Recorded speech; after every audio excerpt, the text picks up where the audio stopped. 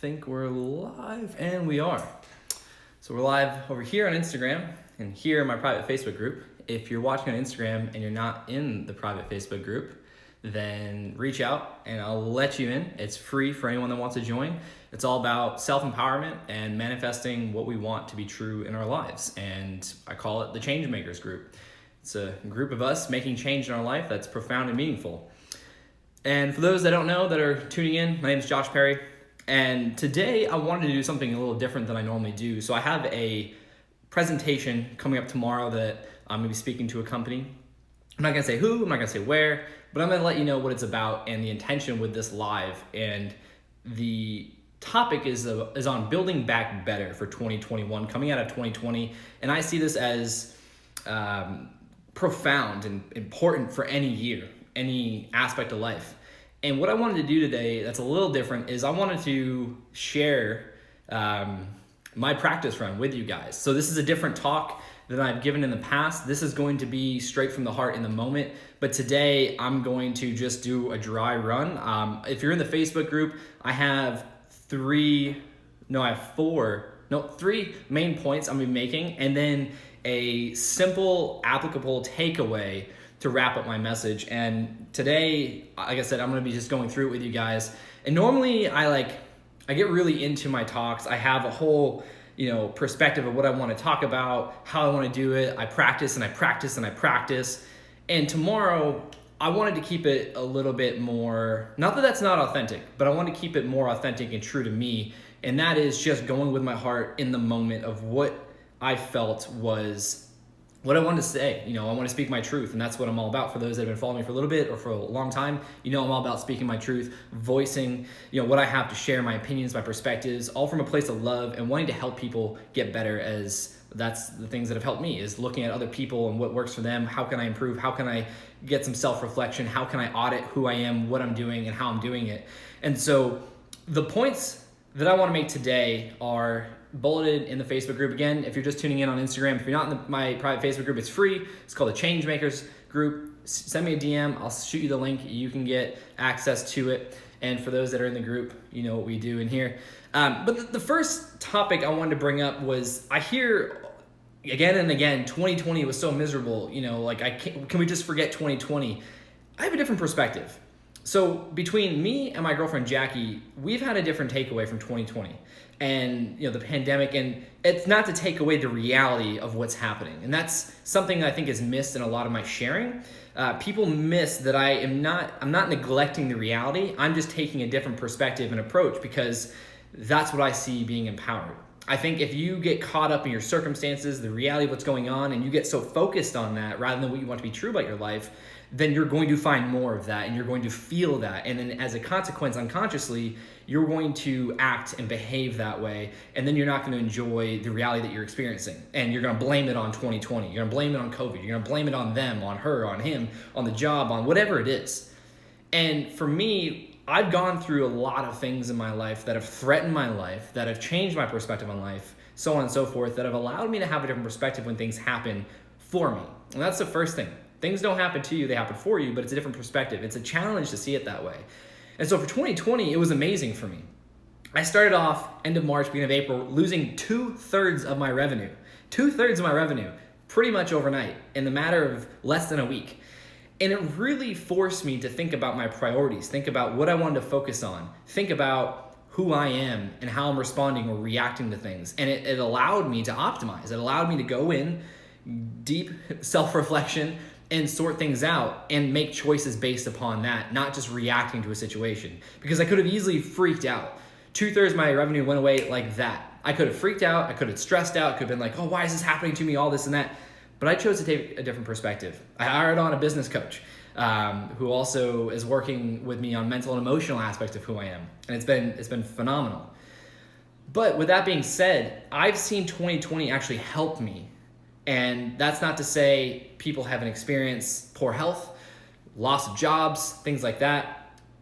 I experienced a different thing, different reasons, so on and so forth. But the main point of this is it has allowed me to grow. It has allowed me to expand my efforts, expand my success, really find out who I was through all of it. And I've worked through a lot of mental and emotional pieces of who I am. And it's led me to taking actions that have led me to acquiring other opportunities to move past where I was when I thought things were ending.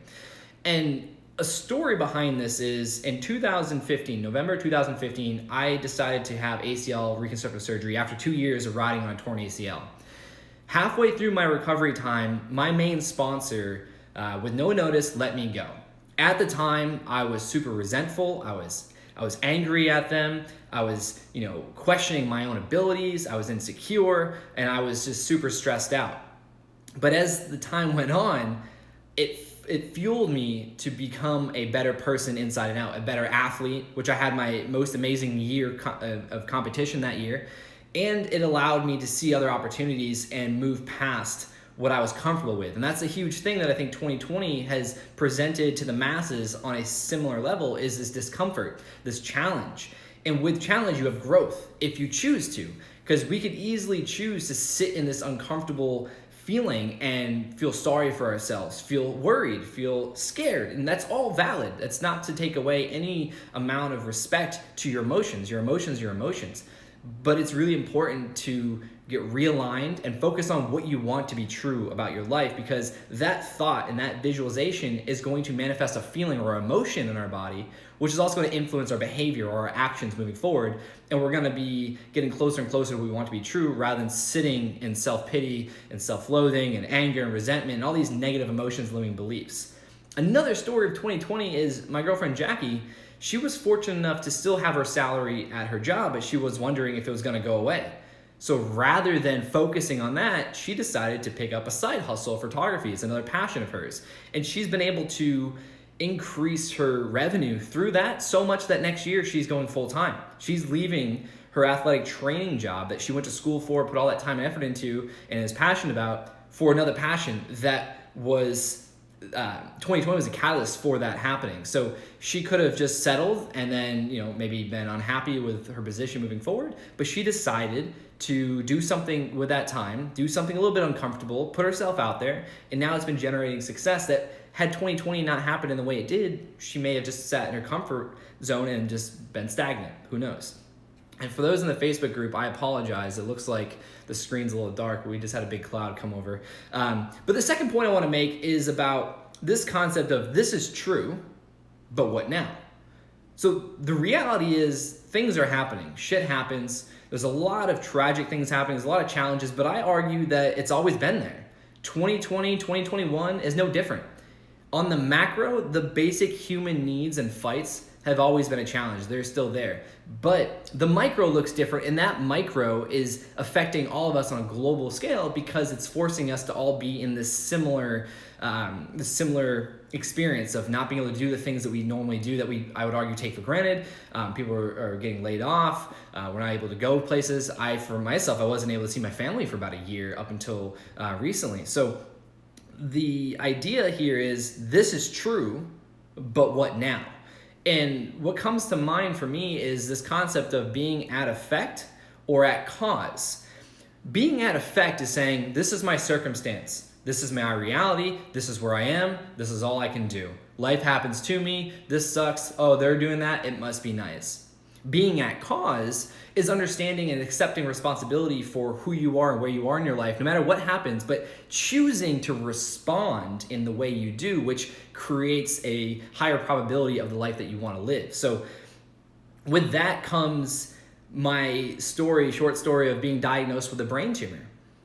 I easily could have been the victim. I could have taken the road most commonly traveled, and I could have given up my BMX career. I could have just been pity party for Josh, this and that, and no one would have judged me. I'd argue the people that know me really well would have maybe asked me about why I was choosing that because they know me more. But anyways, I chose to be defined by a vision in my mind, and I went through the surgery. I worked my ass off through recovery. I got back to my bike and competition, filming videos, and I had become a better rider. I'd become a better person inside and out as well, because that experience showed me what I could optimize, and that was my health. And then after that, it just led on this progression of what else can I optimize? What else can I audit? And how can I change who I am and how I'm showing up? And that leads into the next point about moving forward. And I mentioned I was so defined by a vision in my mind. My circumstances were telling me that that's not possible because I was facing a life or death situation of a brain surgery for a tumor. And the doctors told me, you may not survive. You may not ride your bike again one day. But I chose to be defined by the vision in my mind, and I chose to take the actions to make that happen. It wasn't easy. It took time, but I see a lot of people, and I was one of these people, and I'm not saying that I'm not anymore. I'm constantly working through this as a human being. But so often do we get discouraged by our goals and our dreams and our aspirations because we look out and see what is now. We see, oh, we're not making the money we want. Oh, we're not as educated as we want to be. We're not as skillful. We don't have that partner. We don't have that job. We're not doing this, or that. And then we limit our possibilities and our potential moving forward because we're focused on what is now rather than what we want to be true about our lives. And for those that have been following me for some time, you know I'm really big about being defined by what we're working towards. And that stems back from when I was a child. You know, I was told by various different people in my life that BMX wasn't possible, and if it wasn't going to pay my bills and it wasn't going to amount to anything, and I was going to be a failure, and I need to focus on school and get a job or go to college or whatever it was. But the vision in my mind was so compelling to me that it created these emotions that allowed me to take the action moving forward and put myself through physical and mental hell. To be at the level I was at, to endure the injuries, the stress, the financial stress, and leaving my family at a young age. I moved 13 hours south from my family up in Massachusetts to North Carolina to pursue this dream of being a BMX athlete. And then the brain tumor diagnosis, 3 of them in 7 years, came about right after I had my best year, or I wouldn't say my best year, but I had ridden X Games like a dream come true, and I was on Dew Tour, and I was traveling the world, and I was getting paid to do all these things. And then it all came crashing down one day, and I was told that I would never ride my bike again. But the vision in my mind was so compelling to me that it fueled me to move past it and not be a victim to my circumstances and really just go after what I wanted to be true rather than what was going on now. And then moving forward to the third diagnosis that left me with 4 brain tumors today, that was to kick off 2017, just after my best year competing ever in 2016 after an ACL reconstructive surgery. And in that moment, when I was diagnosed the 3rd time, it wasn't a pity party.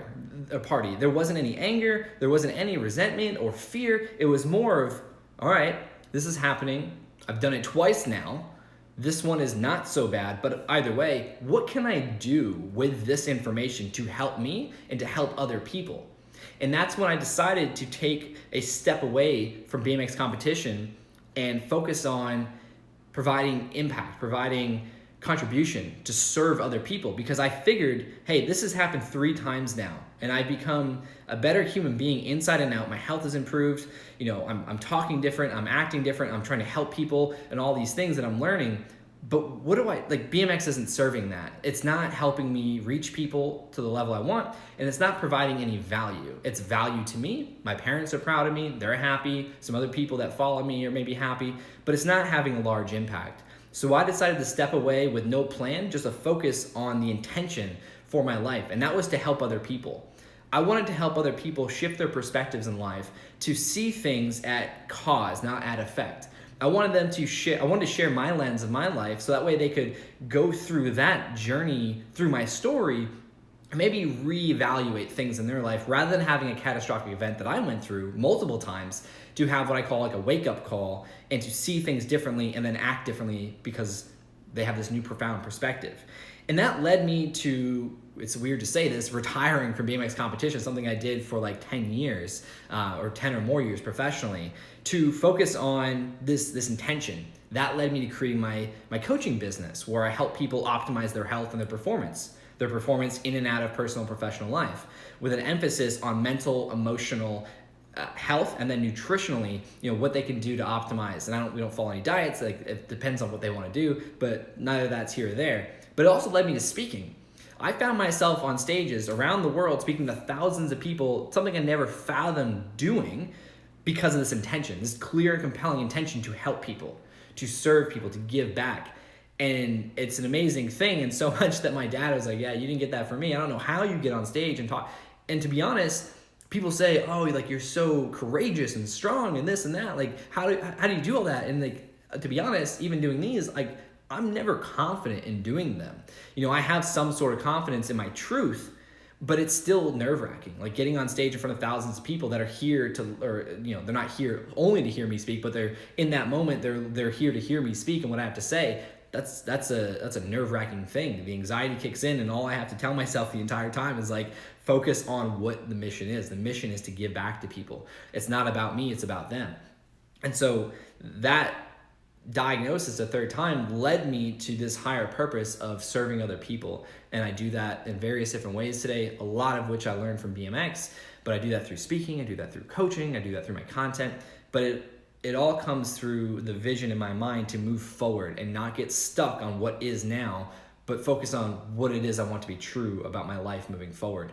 And I think that's a big piece that people don't take serious enough, or they don't know, or they don't practice enough. And I was one of those people, and this is why I'm speaking to this, because that's all I'm all in on this now. And it moves into my final point of identity and processes are greater than outcomes. So often do we focus on the scoreboard, the outcome we want. I want more money, I want this relationship, I want this job, I want this house, I want this car, I want these clothes, whatever it is. I want to lose this weight. That's the outcome. We're so focused on the outcome that we don't understand that unconsciously all we're doing is comparing and contrasting our reality to the outcome that we would want. And then we look at social media and we see the facade that is people's lives. It's basically a catalog of their highest moments. There's very few people that actually show the ups and the downs and the realistic aspects of life. But we get so caught up in focusing on the outcome and that we don't have it, and they're doing that. And, oh, I want to do that. They look like this. Why can't I look like that? Why can't I? All these things. And that distracts us. That makes that fuels our unconscious limiting beliefs and the negative emotions that we're operating from about this isn't possible, or it must be nice that they're doing this. Why can't I do that? And it's like you're so focused on the scoreboard that you're not playing the game, which is important to put points on the scoreboard. So this concept of identity and processes being greater than outcomes, it's to think about the person you want to become that outcome provides you. So there's an outcome you want. Okay, how are you going to feel when you have that outcome? How are you going to think? How are you going to behave? And then how are you going to think, feel, and behave to create that? And that needs to be the focus. The identity, who you are, is why you do or don't have the life that you want and the things you want in your life. And that's not to dismiss the bad things happening to people. I speak to that very clearly. I live with 4 brain tumors. I was diagnosed with a brain tumor that almost killed me at 21 years old. So it's not to say shit doesn't happen. That's not the point of this. The point of this is to be accountable for how you respond. And a lot of this is unconscious, and we need to learn it, and we need to practice it, and we need to have accountability and support so we can better understand this, because your ego is designed to protect you. So it doesn't want you to see your insecurities. It doesn't want you to see your flaws. It doesn't want you to accept that you are afraid. It just wants to keep you comfortable and protected from moving forward to scary or stressful events. But when you focus on what you want to do with your life, who you want to become, how you want to act, how you want to think, how you want to feel, and then you focus on the processes to make that happen and stay consistent with that, the outcomes are a natural positive consequence of who you believe you are. And a great book that helped me clear up a lot of these things is called Atomic Habits by James Clear. And the first portion of the book is about identity. And he breaks it down. And as human beings, we're hardwired for progression, but we're also hardwired for the path of least resistance, because we want to be comfortable.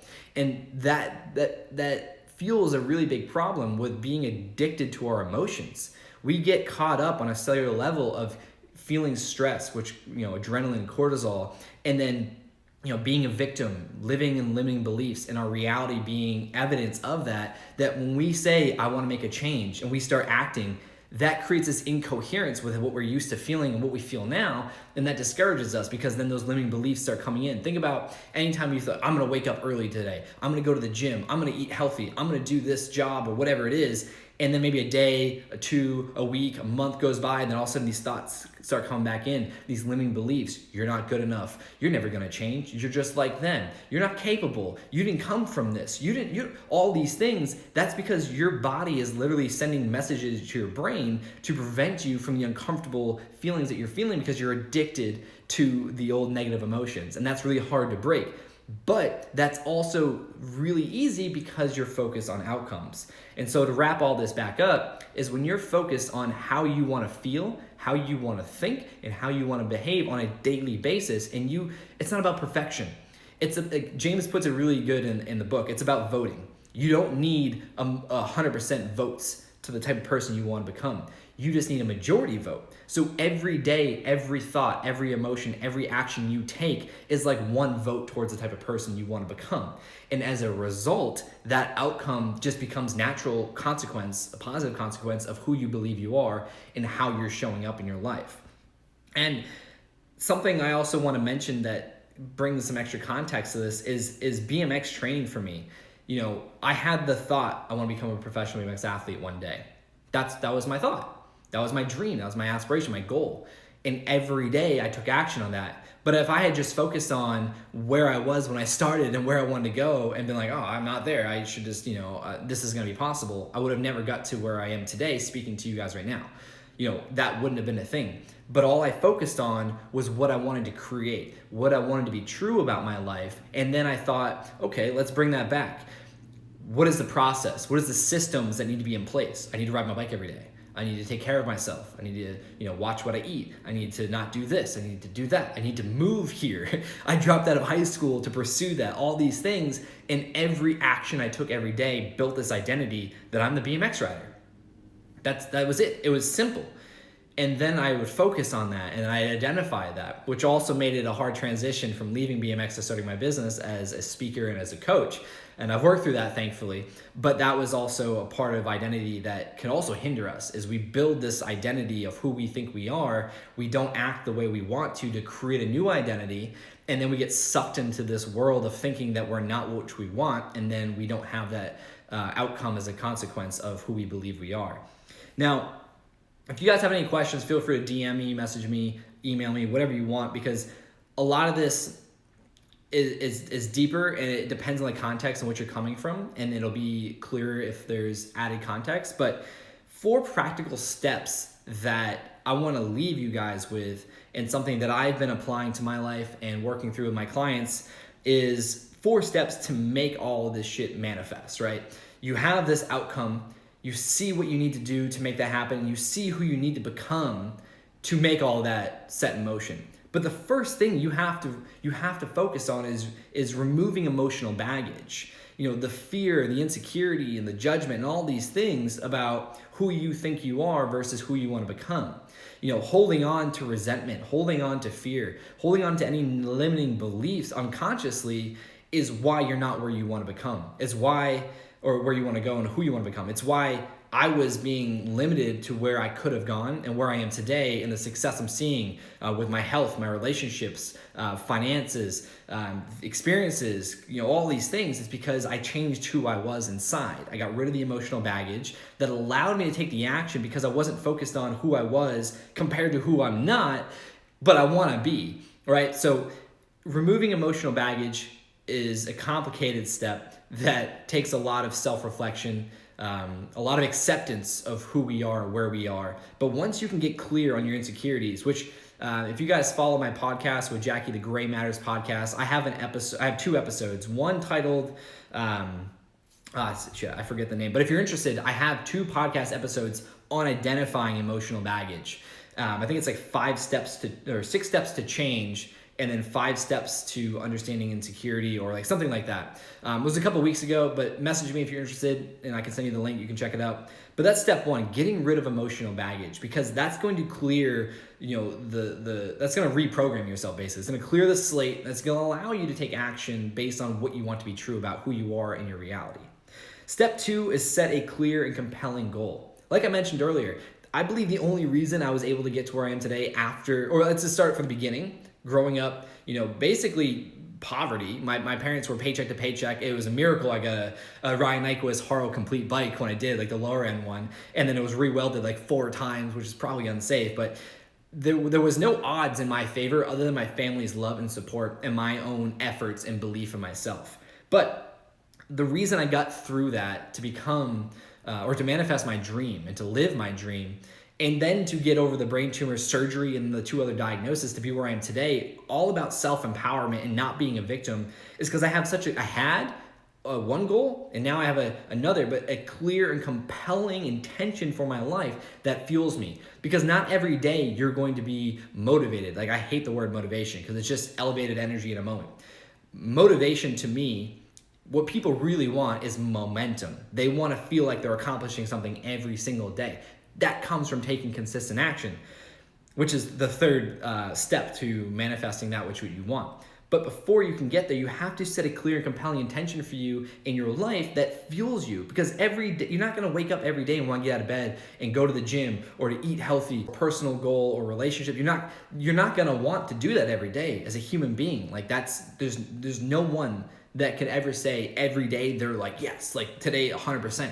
It's a challenge. It's a constant effort. But when you have a clear and compelling intention and goal for your life, you're defined by that vision you hold in your heart and your mind, that's going to make it easy to get up every day and at least push forward. Even if getting out of the bed is your only goal that day, that's a start. I've been through severe depression in a few different circumstances where it took me 2 hours to get out of bed. You know, the loss of my younger brother 2 years ago, that was one of the most profound moments of depression I've ever experienced. And my goal for like a month was just get out of bed. Get out of bed before noon and do something. You have to start where you are. But each time you act in a certain manner that's going towards the direction that you want to be true about your life, that's one vote towards that life and that type of person. And it's the opposite. If you don't take action one day, that's one vote towards the opposite direction you want to go and the opposite person you want to become. So that moves into the third step. Take consistent action. Once you have a clear and compelling intention or goal for your life, you need to take consistent action, even if that means just getting out of bed. Don't drink alcohol. Don't smoke weed. Don't go to fast food. Don't go to a party. Go to the gym. Read a book. Write one sentence in your journal or your notebook or for a book, or read one page, or meditate for 2 minutes. Have a conversation. Whatever the goal is, that is one step you can take that can build. That is consistent action every day that you can take. And that's going to lead you closer and closer to your goal, or it's going to speed up time before you have your goal. And then the fourth step is focus. Stay focused. Always be asking yourself, is this action, is this choice going to be aligned with the outcome I want? Is it going to help me get there, or is it going to take away? And that's something that's been really big for me, and a big challenge is saying no to things. You know, I'm so focused now. I have the accountability of my coach that I spend a lot of money on, that keeps me in check. But it's you have to be focused, because if you're not focused, you're going to be wondering why things aren't happening, or why it never happens, or you're going to be finding yourself saying, "Oh, it must be nice for them," but it could be nice for you. It just takes focus.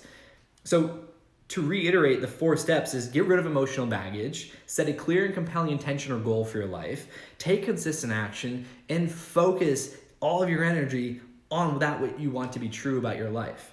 And so for those that are just joining, that was a little run through of the talk I want to give tomorrow. I don't normally do that. I normally have a whole different model of how I give presentations, but I figured, you know, I'm just going to run it differently tomorrow. I'm just going to speak from the heart. Whatever is going to come out, it's going to come out, and it was meant to. Today, it could look vastly different than tomorrow, but the same points, same intentions are going to be there. And my intention in my mind is to just give a heart-filled message, just full of value, context, perspective, and then practical steps, which I just left you guys with. So again, if you guys are curious about those 2 podcasts, on the Gray Matters podcast, my podcast that Jackie and I run, one is on finding insecurities, and the second one, I know that title is 6 Steps to Creating Change.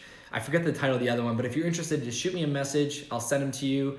If you're interested in joining over here on the private Facebook group that is free, that is called the Changemakers Facebook group for those that are on Instagram, send me a DM. I'll link you in there, and it's free to join. It's just a tribe of people that are all trying to create change. Or we are creating change. We're not trying. We're creating change, and we're just supporting one another. People from around the world are in there. It's just it's a beautiful, beautiful group of people that want to support each other. There's no judgment. There's no hate. It's all just encouragement. Sometimes you may not like what you're hearing because that's what you need to grow. That's something I've began to accept over the years. But anyways, it's been a while since I've done a live. I feel really good about this. I just, like, I can't stress enough, like, be defined by what's in your mind rather than the circumstances or the noise you're hearing. So many people are going to tell you what you want to do is not possible because that's their own baggage, right? That's their own bullshit. That is noise. Don't listen to it. Listen to it if you want, but you're going to be curious as to why you're not living the life you're living because of it.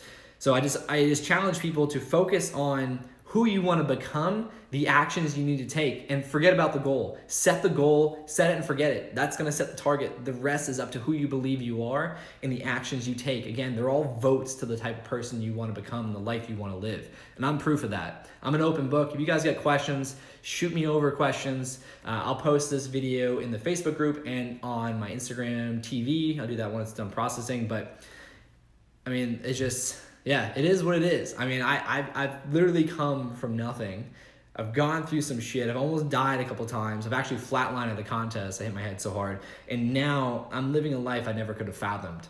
BMX was that too. I got to places I had seen the world. I had made money riding my bike. I had amazing experiences, amazing friends. I mean, my life partner Jackie and I came from BMX. And if I can do these things, living with 4 brain tumors, I believe anyone can. It all just depends on what you want to be true about your life and what you're willing to accept and listen to. So I love you guys. I appreciate you all. And again, reach out. I'm always here to talk with people. I'm an open book. You got questions, and hope you guys have a good rest of the week. And yeah, appreciate it. See ya. Peace.